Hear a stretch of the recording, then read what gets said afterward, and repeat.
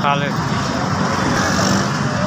शुरू से ही किया हाँ जी। बस इतो कदे 200 250 कदे 400 500 600 तक आमदन है। मकान भी किराए का हालात तंग दस्ती नाल ही पूरे होंगे। दुकानदार भरा इन्हों की मेहरबानी है, किसी वेले इन्हों को किराया फड़ के चाहिए कि 200 250 दे यार, इस तरह खर्चा पूरा करी का बस। जो कितने दिहाड़ी लगती है फिर उन्होंने दे दी। बच्चे 3 बेटे ने, 1 बेटी है। बच्चे 2 छोटे ने, 1 विआया है, बच्ची भी विआही है।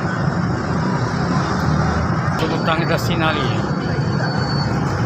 देखो जी आ कुर्सी भी मेरी सारी एक्सीडेंट होया जी, तो टुट गई है, दोबारा बनवाई तो गया 5-6 महीने हो गए ना इस गल।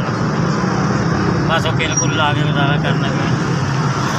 मेहरबानी करो जनाब, मैंने कुर्सी ला दो, तो थोड़ा जहा समान ला दो। ब्लेड ने क्रीम है, शेविंग क्रीम डेटोल है, जोड़े मेरे इस्तेमाल ने।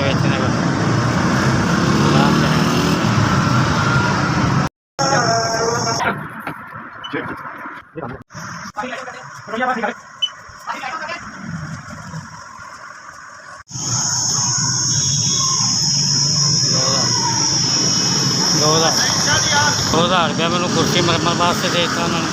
2000 रुपया का समान लैता। अल्लाह पाक तो उन्हें तरक्की देवे, कारोबार से अमान देवे, जिंदगी देवे, तंदुरुस्ती देवे।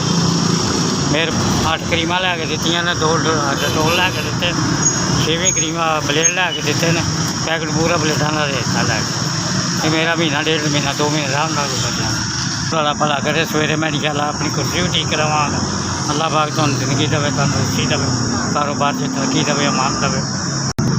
तुसीं मेरा माड़े बंदे का साथ किया, बड़ी मेहरबानी, बहुत बहुत शुक्रिया।